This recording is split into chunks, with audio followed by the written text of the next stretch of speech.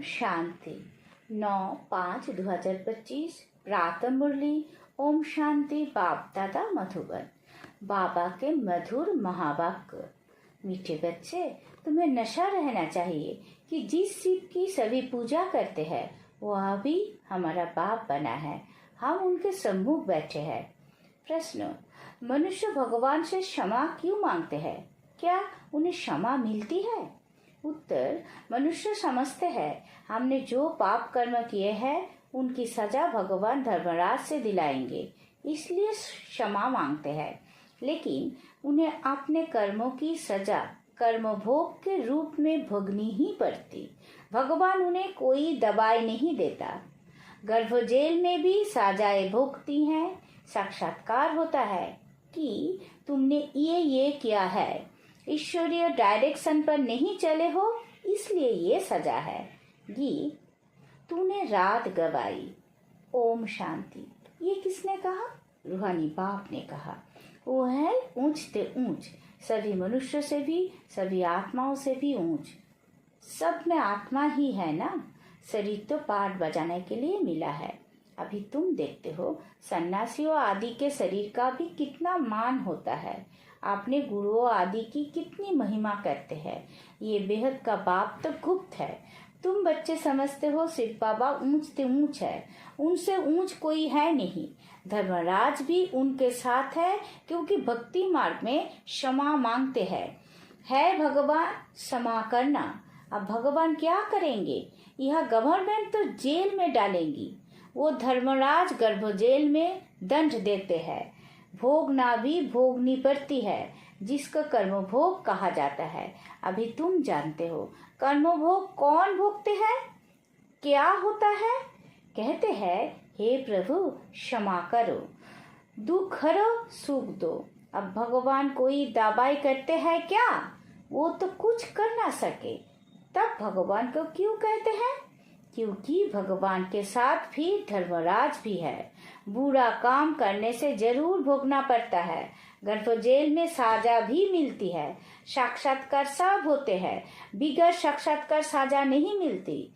गर्भ जेल में तो कोई दवाई आदि नहीं है, वह सजा भोगनी पड़ती है। जब दुखी होते हैं तब कहते हैं भगवान इस जेल से निकालो। अभी तुम बच्चे किसके सामने बैठे हो? ऊंच से ऊंच बाप है, परंतु है गुप्त, और सभी के तो शरीर देखने में आते हैं। यह शिव बाबा को तो अपना हाथ पांव आदि है नहीं। फूल आदि भी कौन लेंगे? इनके हाथ से ही लेना होगा अगर चाहे तो, परंतु कोई से भी लेते नहीं। जैसे वो शंकराचार्य कहते हैं हमको कोई छुए नहीं, तो बाप कहते हैं हम पतितों का कुछ भी कैसे लेंगे? हमको फूल आदि की दरकार नहीं। भक्ति मार्ग में सोमनाथ आदि के मंदिर बनते हैं, फूल चढ़ाते हैं, परंतु मुझे तो शरीर है नहीं। आत्मा को कोई छुएगा कैसे? कहते हैं हम पतितों से फूल कैसे लेवे? कोई हाथ भी नहीं लगा सकते, पतितों को छूने भी ना दे। आज बाबा कहते कल फिर जाकर नरकवासी बनते हैं। ऐसे को तो देखे भी नहीं। बाप कहते हैं मैं तो ऊंच से ऊंच हूँ। इन सब सन्यासियों आदि का भी ड्रामा अनुसार उद्धार करता है। मुझे कोई जानता ही नहीं। शिव की पूजा करते हैं, परंतु उनको जानते थोड़ी ये है कि ये गीता का भगवान है और यहाँ आकर ज्ञान देते हैं। गीता में श्री कृष्ण का नाम डाल दिया है। श्री कृष्ण ने ज्ञान दिया, बाकी शिव क्या करते होंगे? तो मनुष्य समझते हैं वो आते ही नहीं। अरे पतित पावन श्री कृष्ण को थोड़ी ही कहेंगे, पतित पावन तो मुझे कहते हैं ना। तुम्हारे में भी कोई थोड़े है जो इतना रिगार्ड रख सकते हैं। रहते कितना साधारण है, समझाते भी है। मैं इन साधुओं आदि सबका बाप हूँ। जो भी शंकराचार्य आदि है, इन सबकी आत्माओं का मैं बाप हूँ। शरीरों के बाप जो है वो तो है ही, मैं हूँ सभी आत्माओं का बाप। मेरी सब पूजा करते हैं। अभी वो यहाँ सम्मुख बैठे हैं, परंतु सभी समझते थोड़ी ही है कि हम किसके सामने बैठे हैं। आत्माएं जन्म जन्मांतर से देह अभिमान पर हिरी हुई है, इसलिए बाप को याद नहीं कर सकते, देहों को ही देखते हैं। देही अभिमानी हो तो उस बाप को याद करे और बाप की श्रीमत पर चले। बाप कहते हैं, मुझे जानने के लिए सब पुरुषार्थी है।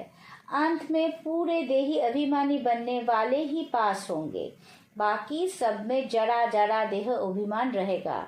बाप तो है गुप्त, उनको कुछ भी दे नहीं सकते। बच्चियां शिव के मंदिर में भी जाकर समझा सकती है। कुमारियों ने ही शिव बाबा का परिचय दिया है तो कुमार कुमारियां दोनों जरूर। कुमारों ने भी परिचय दिया होगा।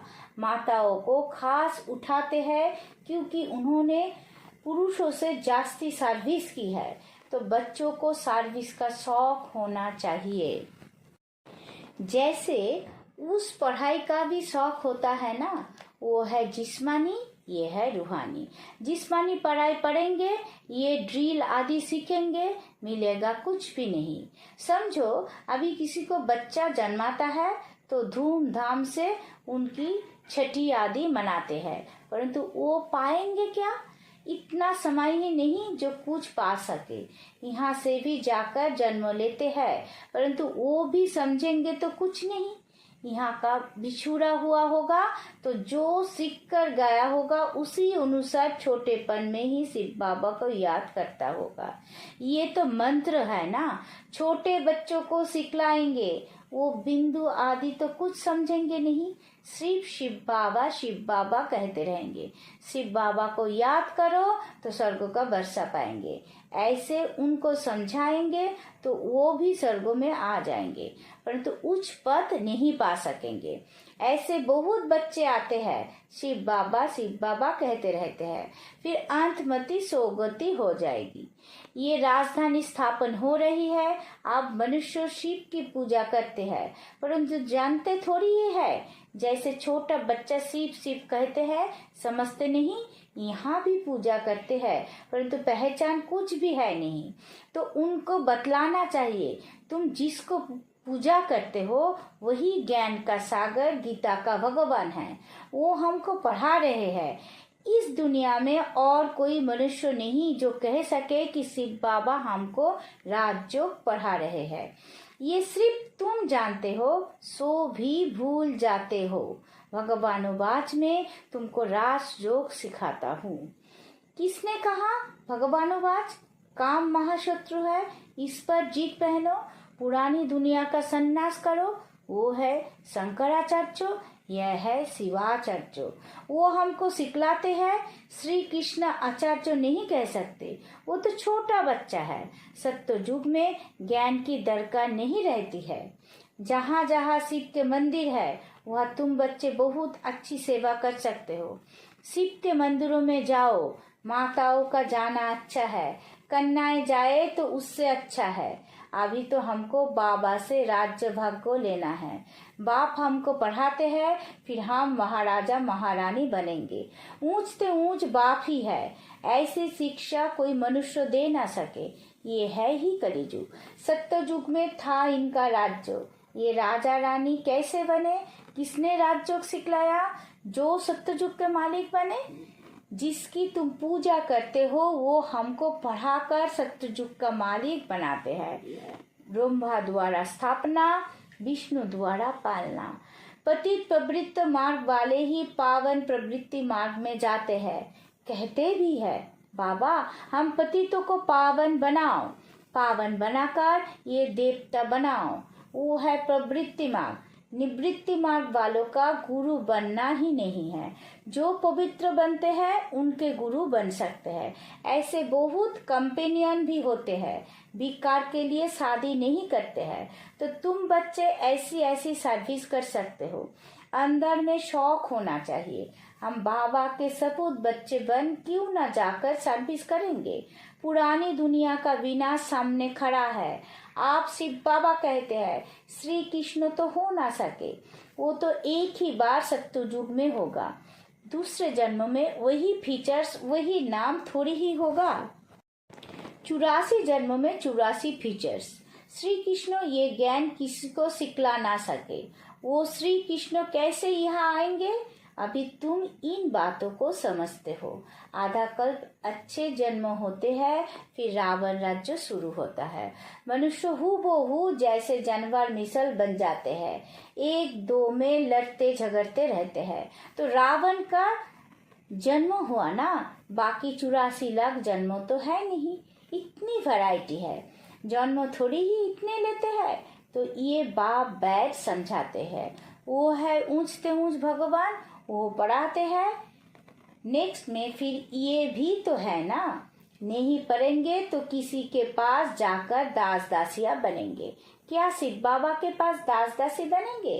बाप तो समझाते हैं, पढ़ते नहीं हो तो जाकर सत्युग में दास दासिया बनेंगे।